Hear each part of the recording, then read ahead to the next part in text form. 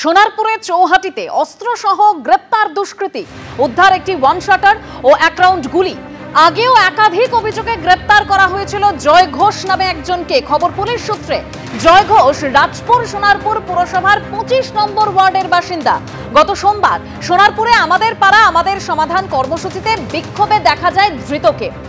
Trinamool councillor সোনালী রায়ের বিরুদ্ধে বিক্ষোভেও দেখা যায় এই জয় ঘোষকে।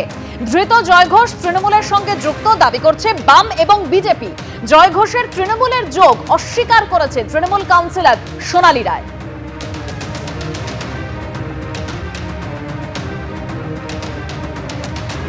অভিযোগ তো আমি দীর্ঘদিন ধরে করছিলাম। গত মার্চ মাস থেকে সোশ্যাল মিডিয়ায় আমাকে মারধরের হুমকি, 9mm পিস্তল নিয়ে গিয়ে শ্যুট করার হুমকি এসব চলছিল। তো জনপ্রতিনিধি পরে প্রথমে একজন সাধারণ নাগরিক এবং পরিবার আছে, সেজন্য একটু আশঙ্কিত ছিলাম। প্রশাসনের বিভিন্ন স্তরে জানিয়েও ছিলাম। তো প্রশাসন যে তৎপর হয়েছেন এবং দায়িত্ব সহকারে অপরাধীদের চিহ্নিত করেছেন, এজন্য আমি প্রশাসনকে কৃতজ্ঞতা এবং ধন্যবাদ জানাবো। 2004 সালে আমি প্রথম ক্যান্ডিডেট হই এই ওয়ার্ডে এবং তারপরে দুবারের জন্য কাউন্সিলর এবং সিআইসি মেম্বার। এখনও পর্যন্ত আমার সঙ্গে ও কোনোদিন দল করেনি, কোনোদিনই তৃণমূল কংগ্রেসটা করেনি আমার সঙ্গে। কার ডাকে তিনি সে গেছে বা কার সঙ্গে পার্টি করছে আমি বলতে পারবো না, কিন্তু আমাদের সঙ্গে ওয়ার্ডে আমি কোনোদিন একে পার্টি কর্মী হিসেবে দেখিনি বা পার্টি করেই কোনোদিনই করেনি পার্টি। সোনারপুরের চৌহাটিতে অস্ত্রসহ গ্রেপ্তার করা হয়েছে এক দুষ্কৃতীকে। আগেও একাধিক অভিযোগে গ্রেপ্তার করা হয়েছিল জয় ঘোষকে। পুলিশ সূত্রে যেরকম খবর, জয় ঘোষ রাজপুর সোনারপুর পুরসভার 25 নম্বর ওয়ার্ডের বাসিন্দা। গত সোমবার সোনারপুরে আমাদের পাড়া আমাদের সমাধান কর্মসূচিতে বিক্ষোভে দেখা যায় ধৃতকে।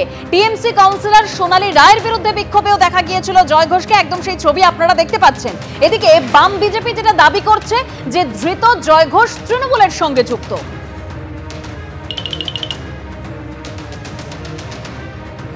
এই জয় ঘোষ যে আগ্রাসন নিয়ে ঘুরছিল, তাহলে হয়তো সোনালী দেবীর উপর হয়তো আক্রমণ করার জন্যই ঘুরছিল, কিংবা পুলিশের কাছে খবর ছিল হয়তো উনি কাউন্সিলরের পরে অ্যাটাক করবে, তাই জন্য পুলিশ আগে থেকে অ্যারেস্ট করেছে। এটাও ঘুরে দেখতে হবে যে জয় ঘোষ যে আগ্রাসনটা নিয়ে ঘুরছে সেটা বৈধ না অবৈধ। আর যদি অবৈধ হয় তাহলে এত অবৈধ আগ্নেয়াস্ত্র পশ্চিমবঙ্গে আসছে করতে। পশ্চিমবঙ্গের অবস্থা দাঁড়িয়েছে যত অবৈধ অস্ত্রের যা সন্ধান পাবে সব তৃণমূল নেতার কাছে। পুলিশ দেখেও না দেখার ভান করে, তারা তৃণমূল কংগ্রেস থাকলে পুলিশ চুপচাপ কিছু বলতে পারবে না। আজকে এটাই পশ্চিমবঙ্গের ভবিতব্য। সোনারপুরটা আস্তে আস্তে অস্ত্র কারবারিদের জায়গা হয়ে যাচ্ছে, সেটা আমাদের কাছে দুশ্চিন্তার, গভীর উদ্বেগের জায়গা। এবং এই সব বিধায়কের ছত্রছায়ায় রয়েছেন, সব যত দুষ্কৃতী রয়েছে এই দুষ্কৃতীদেরকে নিয়েই সোনারপুরে বিধায়কের সংসার চলছে, একদম রাজনৈতিক সংসার। পুলিশ প্রশাসনকে ব্যবহার করছেন একদিকে বিধায়ক যিনি রয়েছেন দক্ষিণের বিধায়ক লাভলি মৈত্র, আর অন্যদিকে দুষ্কৃতীদেরকে ব্যবহার করছে কাউন্সিলর বনাম এমএলএ। এত খেয়েই চারিদিকে গোটা রাজ্য জুড়ে চলছে, সোনারপুরেও একই অবস্থা। এত খাওয়া খাই কিসের জন্য, কোন কারণে? দুটো গ্রুপ করে গোটা সোনারপুরের একটা শান্তির অবস্থানকে বিঘ্নিত করছে বিধায়ক। এবং সোনারপুরের বিধায়ক তিনি সবাইকে নিয়ে চলতে পারছেন না।